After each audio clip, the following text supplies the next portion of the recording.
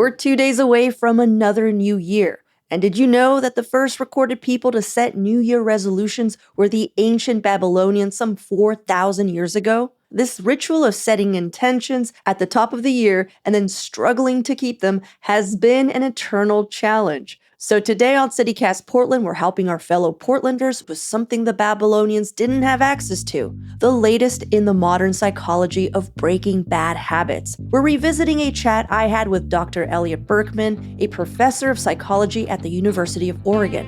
He studies the motivational and cognitive factors that influence making and keeping personal goals.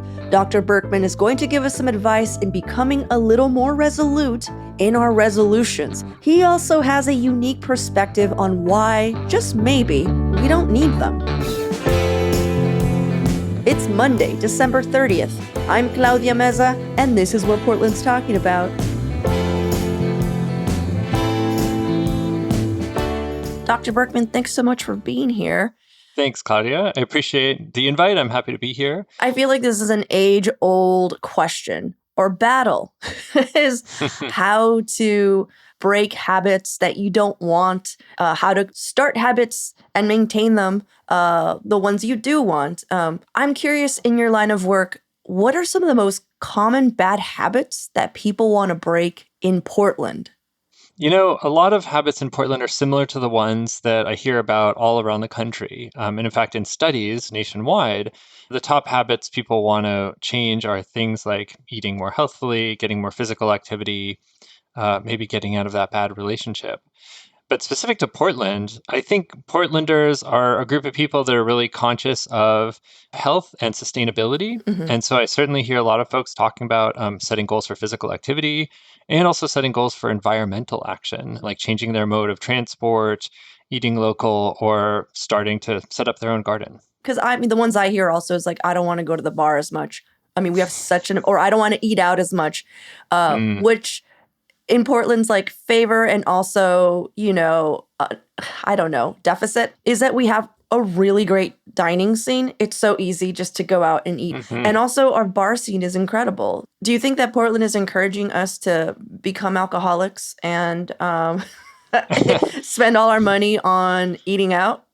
Well, there's no shortage of vices, in Portland, and we certainly go out of our way to make it available to folks. If people feel like they're drinking too much alcohol or too much coffee, for that matter, right? Those things are widely available.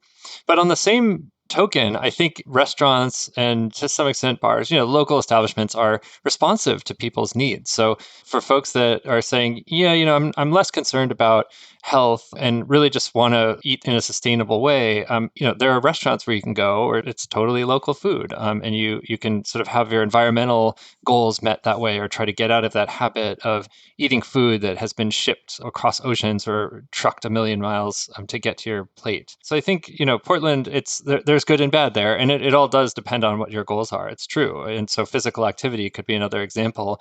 But there are parts of the city where the walkability is quite low, and it's difficult, particularly for folks that don't have as much disposable income, who can't afford to live close in. It's hard to break a habit of, say, driving to work if that's something that you're concerned about. And cities can do a lot in terms of infrastructure and making places walkable or bikeable to encourage those kinds of good habits. So what I'm hearing is that certain environments can encourage certain habits, either good or bad. Right, that a goal that you set or a habit you're trying to break are things that are kind of sort of in your control, right?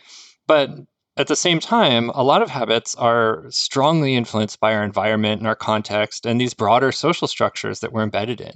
No matter how motivated someone is to be more physically active, if there are limitations, maybe they have a disability, maybe they live in a really far out place, and maybe there's no parks around them, maybe they can't afford to have a gym membership. Right. These are all structural things. And so there's a limit to what an individual person can do. And that's really forced me to work outside of psychology and talk to people in urban planning, built environment, even larger things like political science. Wow. And you hear the same concept when it comes to food deserts, why certain communities, usually lower income or, communities of color, they don't have access to fresh food. Yeah.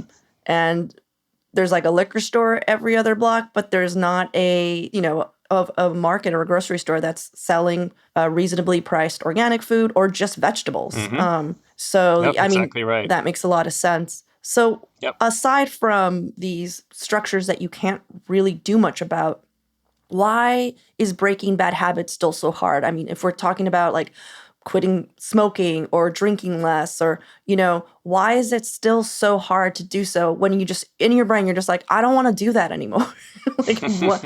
Yeah, absolutely. Or at the end of your shift you go home and maybe you hang out on TikTok when you're just like, I really should go for a walk or go to the gym or whatever. In Portland, I know why it's hard. It's like sometimes it's so rainy you don't want to leave your house. But like, what is the psychology behind that? It's a great question, and one that psychologists have invested quite a bit of energy in trying to answer. And I think a lot of it comes down to the fact that our brains are wired to form habits. That getting into habits, they kind of have a bad reputation. And we often think of bad habits, right? Like you mentioned, being Hmm. sedentary after work, or, smoking or drinking too much, or whatnot. But a lot of the habits that we have are actually quite beneficial. So I often will talk about learning to drive. You could say that's kind of a habit that you get behind the wheel. And when you're first learning to drive, you really need to understand, where to put your hands, where to put your feet. Maybe we should talk about learning to ride a bicycle as a better example. Hmm. But still, same rule applies, right? That we have this amazing capacity as humans to take something that's actually quite difficult, a lot of moving parts, a lot of coordination. And once you learn it, it kind of becomes automatic. The bad part is that those bad habits, or the unhealthy ones, piggyback on top of exactly that same brain machinery that we rely on to form the kind of good habits, or those everyday habits that we use that just make our lives a lot easier. Hmm. So that system in our brain is really deep. It's very old and entrenched, and it's quite powerful. So it's hard to overcome it. And so one tip I'll often say is that it's difficult to just stop a habit. The hardest thing to do is just stop doing something. It's easier to think about and to actually do is replacing a habit with a new habit. So use that habit system that's very powerful rather than trying to sort of, overpower it. Just try to say, let's replace this habit that I have with a new one. So, for an example, if somebody wants to stop smoking, what is a good habit that they could replace it with? Right. Well, I mean, common ones are, something like chewing gum, or maybe even practicing meditation. Hmm. People don't necessarily think about that, but a lot of what actually maintains smoking as a habit is the kind of structured rhythmic breathing that you can get into. There's been really interesting research showing that smokers, when they're smoking, they actually breathe a little more deeply and a little more slowly. And some of that is just the kind of mechanics of smoking. And some Hmm. of it is the physiological effects of nicotine on the body. But those are effects that you can replicate on your own without a cigarette just by training yourself to breathe in a certain way. And a lot of contemplative practices and meditation practices have that as a component. So that's a good example. But what I would just recommend is that before you try to break a habit, it's a common problem or a common pitfall that people trip into, is that they try to change a habit without really coming up with a plan beforehand. Mm. If you reach a breaking point and you're very frustrated with the habit and you just want to say, nope, that's it, starting right now, I'm going to do it Yeah. differently. But habits are so entrenched in our lives. I would say an important part that is often overlooked is taking a moment, or maybe even a few moments, to think about how is that habit embedded in your life, right? What are the kinds of structures, and what does it provide for you? So smoking is a good example, and you can say, well, look at the times of day that I smoke. If it's at work, maybe I use smoking as a way to get a break from work. It's very common, right? And so then you might say, well, not smoking means I'm going to maybe miss those breaks, right? And that can be that can become a barrier to quitting. And so thinking ahead and saying, you know what, I'm still going to take a break, but during the break, I'm going to do something different. Like you said, maybe it's meditation, maybe it's a walk around the block, whatever works for you, right? But I think giving yourself a moment to think ahead, plan, try to understand what is supporting that habit, or how that habit is kind of woven into the structure of your life, and coming up with ways to replace the missing pieces is really important. That makes a lot of sense. I mean, I don't smoke, but that's what people say who smoke a lot. They're like, this is a me moment. No, and that's great. Yeah, that's what Yeah. people also, that's why people meditate. Hmm. That's why people work out, And gaining that insight, like the question of, why am I doing this? And even Yeah. if I like it because it's a me moment, well, that's a great start, because then you can say, well, what are other ways that I can have a me moment? Okay, well, let's take a quick break here. And when we return, the bad habit Dr. Berkman used his own research to overcome.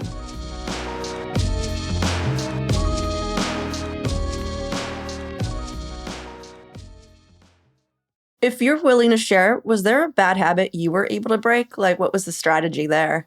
Well, I mean, you don't have to. You don't have to open up to me, Dr. Berkman. But I'm just saying, if there's something that on at the ready, I'm sure someone's asked you, since this is your whole field it of is. study. Well, and in psychology, it's often the expression that we use is research is me search. One habit recently I got out of about a decade of pretty sedentary behavior. And speaking of structural reasons, a lot of the contributing factor to that was that I had young children. Of course, I don't want to completely blame my kids. There are plenty of parents out there of young kids who can still exercise. But for me, it dropped off. And so that habit of sitting around when I came home from work, or, on the weekends when I had some free time, was hard to overcome. It's very it's underappreciated, I think, in our culture, of just how nice it is to sit and do nothing. But it's something we can all relate to. And so getting over that habit and kind of rediscovering the joys of being physically active. And of course, I'm in Eugene, so the activity of choice here is running. And I've been running fairly regularly for about a year and a half now. Yeah. A key component of forming habits is reward, and that's kind of how they get formed to begin with. I was about to ask, like, how do you keep it? Because I can run for Yeah, 3 days in a row and be like, I did it, and then be like, yeah, I'm done. right. You've done it. Yeah. What's the reward? Well, that's the funny thing of habits. At first, sometimes the reward has to be almost artificial, and you kind of have to deliberately reinforce yourself, right? You're training yourself just like Pavlov trained his dogs to do something. I mean, that's habit formation, at least at the very beginning. And certainly something like physical activity might not feel great at the start if you've been sedentary for a long time. Certainly was the case for me, right? Those first few runs were kind of unpleasant.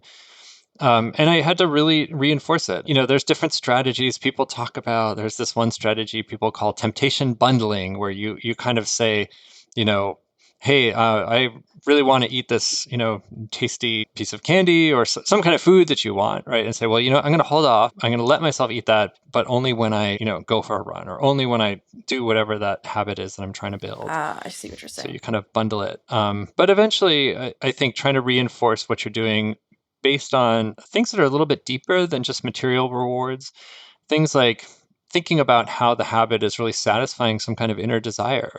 For me, at least, it was thinking about what I was doing for my health, right? And after each run, I was like, you know what, that maybe that didn't feel so great this time. I know it's going to get better, but it certainly was a good step in the right direction in terms of my, my heart health.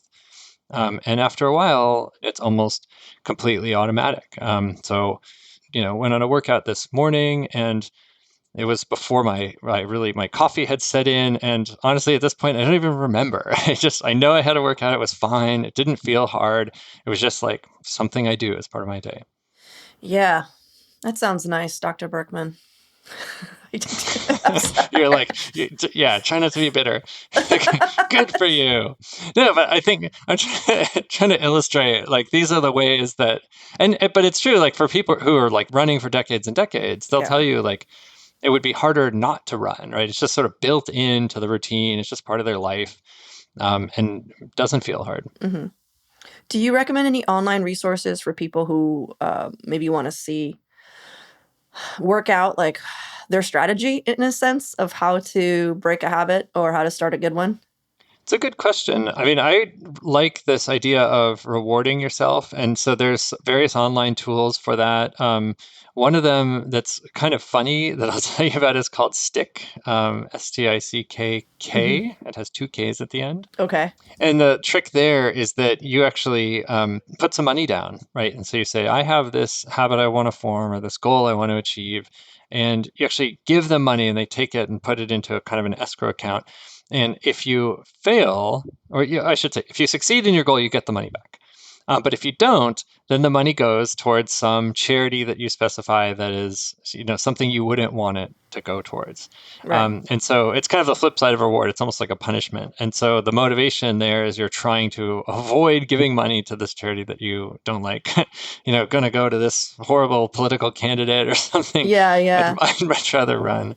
Oh man, but is it like the honor yeah. system? Yeah, it works. It is by default. I mean, it works even better if you can nominate like a referee, I think is the term they use, where you pick somebody, a friend or a relative, where you can say, hey, this person, I'm going to give this person the power to tell you whether I was successful or not. So, you could always lie to that person.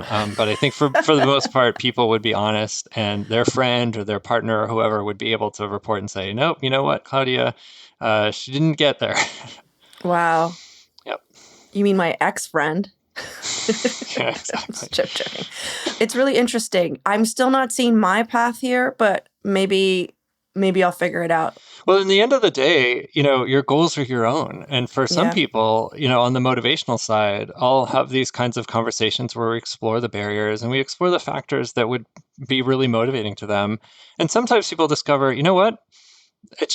I just don't really want it. Like, I don't want to be physically active. And that's fine. No judgment here. It's like, maybe you don't. It doesn't sound like you want to get in shape, and that's fine. It is fine. And, because there's nothing morally virtuous or something like that about being in shape. It's a goal, right? And so you have other goals. You know what? I like this. I like where this landed. I feel good about myself, and I hope others listening know that maybe they just don't need to have goals. That's right. Dr. Bergman's like, that's not what I said, and that's not. No, I'm actually a big fan of that. I think goals are something our society often foists upon us, that we kind of get this package of goals that we're supposed to have. And in some ways it's like, not to get too political, but it's a very kind of capitalist sort of mindset of like, you're supposed to have educational goals and professional goals and health goals and relationship goals. And you know what? Who says that, right? It's like society is saying that, but maybe not for every individual. And there are a lot of traditions. I mean, I think kind of Eastern contemplative traditions are give a different message, right? Would say, you know what? It's not about what you're going to be in the future or what you were in the past. It's about who you are right now in the moment. And that doesn't sound like goal setting to me. And so, that's just another way of approaching it. I love that. I think we're going to end with that just because I don't know. That's so beautiful. I've never thought about it that way. Just like maybe these goals aren't going to service you in the way that you think you are. They will, Yeah. Well, thank you so much, Dr. Berkman, for taking the time. Great. Thanks, Claudia. It was a pleasure.